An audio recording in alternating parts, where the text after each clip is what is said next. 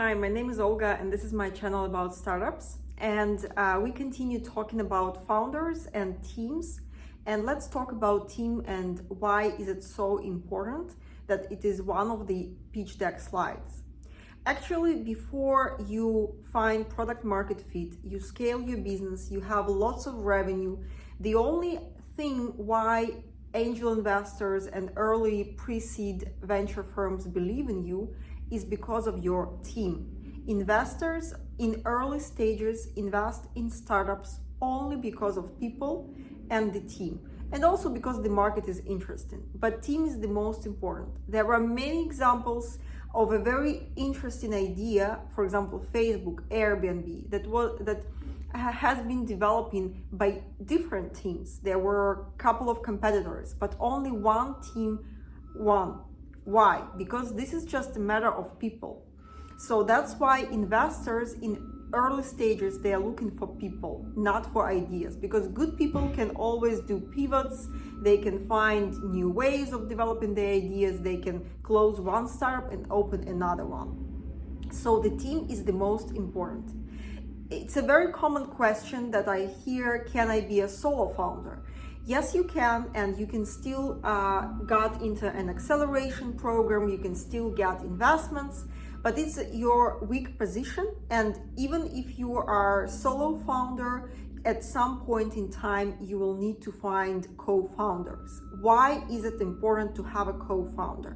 Because you cannot cover all the competencies.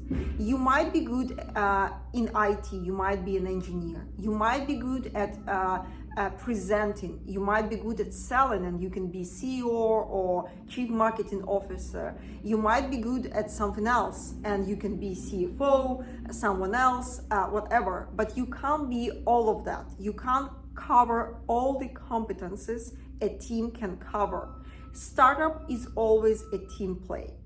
And I've heard a lot from the best founders in the world that when everything is good and it's good time for a startup, you always say, oh, that's not me as a CEO, this is my team. But when there are some mistakes and there are bad times, you always say that's my fault as a CEO.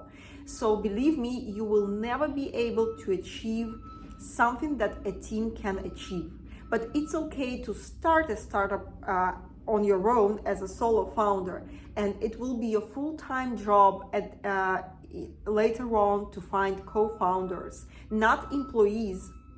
I already talked about the difference in my previous video, not employees, co-founders. There is a huge difference between an employee and co-founder. Employee will come and work for you if you have money, if you can pay salary, market competitive salary.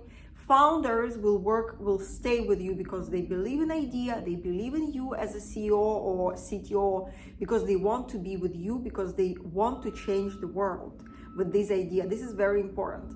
So I would say that the ideal combination of co-founders, if you have CTO, if we talk about an IT startup, and I talk about IT startups here, you need a good CTO, and she or he should be your co-founder, not your employee. Believe me, this is very important to have IT in your team rather than to be hired and work as an employee.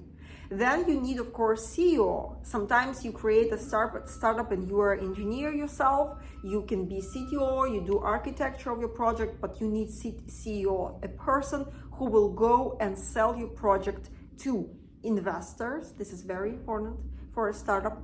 To early employees, because usually in startup, early employees come and work not on a very competitive basis. Their salaries are lower, but they have options. So this is very important to attract right people to work for your startup. Very, very important.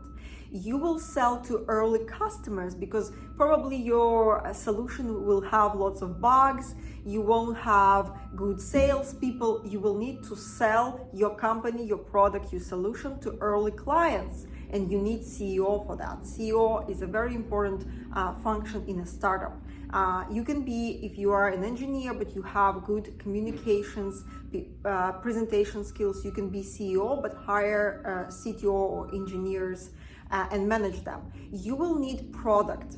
By the way, I'm product in my startup. I'm a co-founder and product, and I think it's a very important function because you talk to the market, to the clients, you do customer development, you find what your clients want, you come back to your CTO team and you talk about the needs of your clients, because usually engineers, they just engineer something, but program something, but you really need your client's touch there.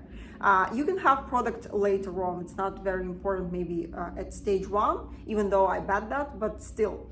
You need a marketing director who will help CEO to sell the product to scale that.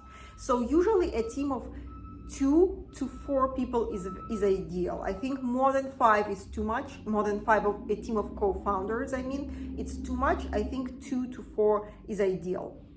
And of course, it's a very good sign for early investors if you have this team who works full-time. This is also very important that you guys work full-time on your project, because investor sacrifice his money or her money, and he wants to know that people will work full-time and not just spend money, but also work and develop the idea. So this is a very important part of your pitch deck, your team. Why is it important? I've mentioned because investor invests in a team at pre-seed and seed stage still, because you don't have revenue, you still haven't scaled your product, they are not sure there is 100% product market fit, etc. This is important slide. You usually add your pictures because people want to see faces, want to see people, and this is very, I think, emotional, psychological. They trust in people, they want to see their faces. You have to put relevant experience that you had. You either worked before somewhere in this industry, or you had some other startups, businesses, you had some exits. Even if exit wasn't successful, it doesn't matter. You have to mention that. Be self-confident. Learn how to sell yourself, how to sell your experience. It's much better to mention that you had a couple of not very successful exits, but exits, and an investor can see that you made lots of mistakes before, and he's not gonna pay for for those mistakes. Someone already paid for them. It's much better than not to show any experience. An investor sees a brand new founder that doesn't have any experience, and this investor knows he's gonna pay for for those mistakes, and they will happen. They will 100% happen. It's much better for investor to know that those mistakes already happened before. So this is a very important slide. I will make another video about pitch deck. Please write your comments if you need that, if you are interested in that. What other questions you have, I can make another videos. Subscribe to my channel, please communicate somehow, like or maybe comments. Thank you so much. Bye.